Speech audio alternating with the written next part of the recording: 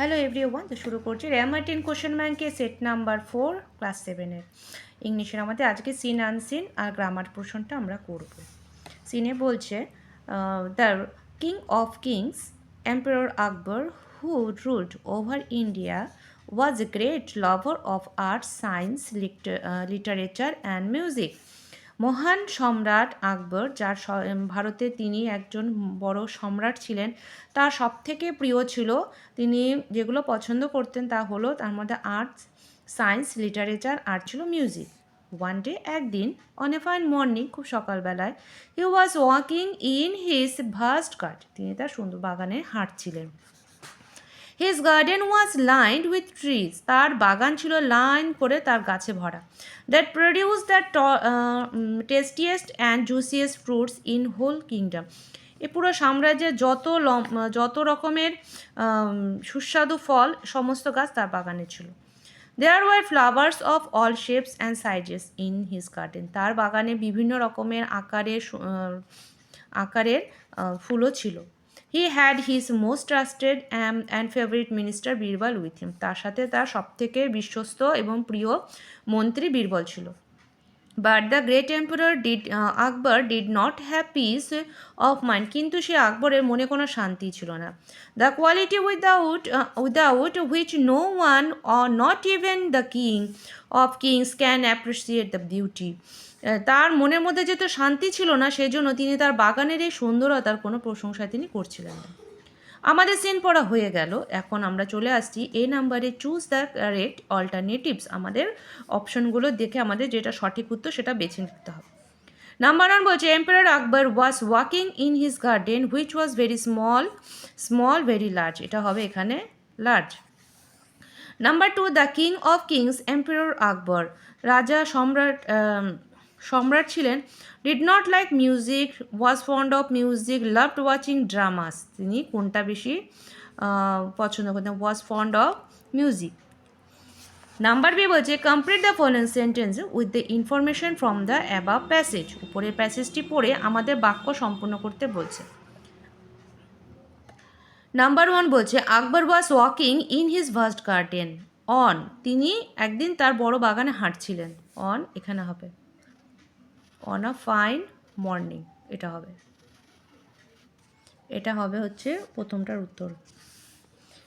Number 2 বলছে the royal garden was lined with, সেই বড় বাগানে লাইন ধরে কি ছিল, তার সেখানে lined with trees that produce the tastiest and juiciest fruits in the whole kingdom, এতখানি আসবে। নাম্বার সিতে কোশ্চেনের উত্তর আমাদের দিতে হবে। নাম্বার 1 বলছে হু ওয়াজ বীরবল, আমরা লিখব Birbal was the wisest minister of Akbar. Number 2 বলছে why did Akbar not appreciate the beauty of the garden, কেন তিনি বাগানের সৌন্দর্যের বর্ণনা দিতে পারছিলেন না। Akbar did not have peace of mind so he did not appreciate the beauty of garden, আকবরের মনে কোনো শান্তি ছিল না, সেই জন্য তিনি সে বাগানের সুন্দরতার উনি বর্ণনা দিতে পারছিলেন না। তো এই হয়ে গেল আমাদের নাম্বার 1-এর সিনের পোর্শন। এখন চলে আসি আমরা নাম্বার 2-এর আমাদের পোয়েমের অংশ। তো পোয়েমটা নেওয়া হয়েছে এখান থেকে উই আর সেভেন থেকে আমাদের এই কবিতাটি অংশ নেওয়া হয়েছে। তো কবিতাটি বলছে এখানে এ সিম্পল চাইল্ড, একজন সাধারণ শিশু, that lightly draws its breath, যে মৃদুভাবে নিঃশ্বাস নিচ্ছে টেনে টেনে, and feel its life is every limb, অনুভব করছে যে প্রাণ, তার প্রতি অঙ্গ প্রত্যঙ্গের যে প্রাণ আছে সেটা তিনি অনুভব করছে সে।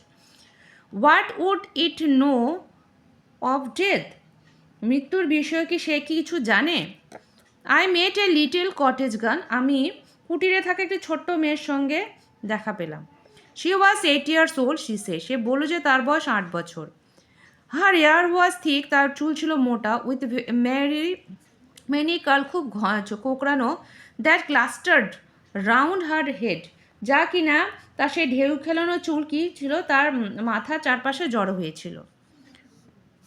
এখন আমরা করব কোশ্চেন অ্যান্সারের, মানে এ নাম্বারে বলছে চুজ দ্য কারেক্ট অল্টারনেটিভ, আমাদের কোনটা আমার সঠিক হবে সেই উত্তরটা আমাদেরকে লিখতে বলছে।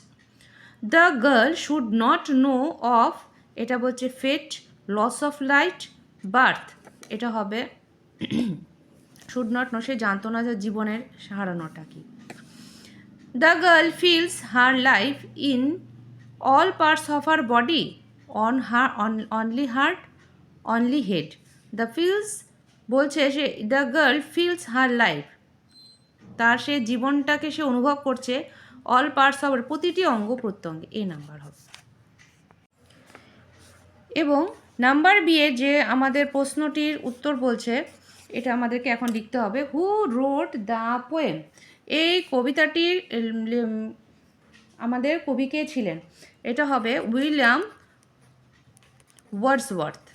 William Wordsworth.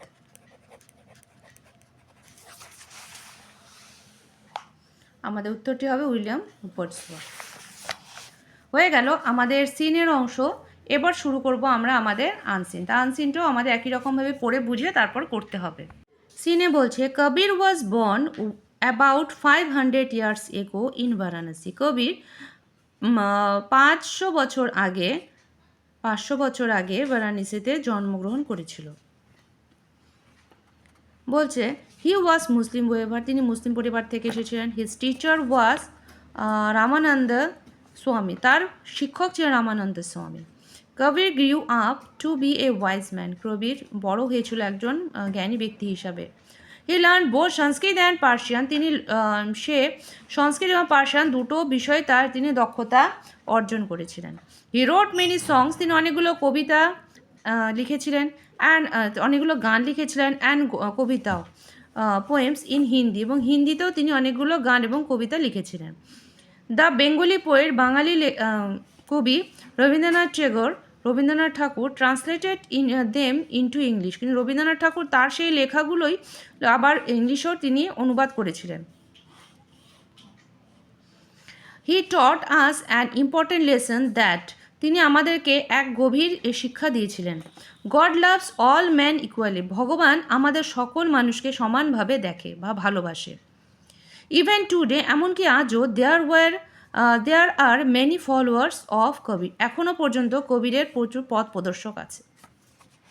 এখন চলে আসবো আমরা ট্রু ফলসে, কোনটা ট্রু হবে কোনটা ফলস হবে, তার সঙ্গে আমাদের সাপোর্টিং স্টেটমেন্টও দিতে হবে। নাম্বার 1 বলছে কবির টিচার্স ওয়াজ রবীন্দ্রনাথ টেগোর, কবিরের শিক্ষক রবীন্দ্রনাথ টেগোর বলছে, তো কবিরের শিক্ষক রবীন্দ্রনাথ টেগোর ছিল, রামানন্দ স্বামী ছিল, তো এটা অংশটা হবে ফলস। আর এখানে হবে এই অংশটা, হিজ টিচার ওয়াজ রামানন্দ স্বামী, এটা হবে নাম্বার 1। নাম্বার 2 বলছে কবি learned not only Sanskrit but also Persian, কবি দুটো সংস্কৃত এবং পার্সিয়ান দুটো ভাষাতেই তিনি পারদর্শী ছিলেন, এটা হবে ট্রু। এবং এর সাপোর্টিং স্টেটমেন্ট হবে he learned both Sanskrit and Persian. হয়ে গেল আমাদের এ নাম্বার কমপ্লিট। এখন চলে আসছি আমরা বি নাম্বারে। What is the lesson that Kabir taught us, Kabir আমাদেরকে কোন শিক্ষা দিয়েছিলেন? He taught us an important lesson that God loves all man equally, তিনি আমাদেরকে দেখিয়েছিলেন যে ভগবান আমাদের সকলকে সমানভাবে ভালোবাসে। এখান থেকে এতটা হবে এর উত্তর, বি নাম্বার। এ হয়ে গেল শেষ। এখন আমরা আসবো আমাদের গ্রামার অ্যান্ড ভোকাবুলারিতে। এরপরে আমাদের গ্রামার অ্যান্ড ভোকাবুলারিতে বলছে নাম্বার 1 4-এর হি টিচেস ইংলিশ, এটা আমাদেরকে করতে হবে ভয়েস চেঞ্জ। তা আমরা এটা লিখবো কীভাবে? English is taught by him. Number 2 বলছে Laltu is one of the dash, এখানে ব্যাড আছে, বয়েজ ইন আওয়ার ভিলেজ, তো গ্রামের সব থেকে খারাপ ছেলে লালটু। তো এখানে প্রপার ডিগ্রি অফ গিভেন বলছে অ্যাডজেক্টিভ ফর্ম, মানে অ্যাডজেক্টিভ ফর্মে আমাদের ডিগ্রি চেঞ্জ করতে বলছে সব পুরো গ্রামের মধ্যে খারাপ, তাহলে এটা হবে ওয়ার্স্ট। নাম্বার 3 বলছে why have you close dash book, fill in the blank appropriate possessive adjective, তাহলে এটা আসবে এখানে ইয়র।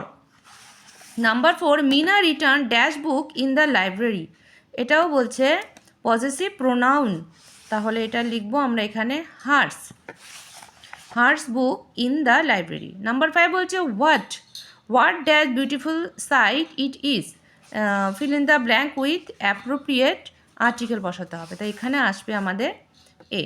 তো হয়ে গেল আমাদের সিন আনসিন পুরো গ্রামার এই পুরো যে প্যাসেজটা হয়ে গেল। তাহলে আজকে রাখছি এ পর্যন্তই, পরের দিন আবার নতুন ভিডিও নিয়ে চলে আসবো। ভালো লাগলে অবশ্যই লাইক করো, শেয়ার করতে তোমরা ভুলবে না।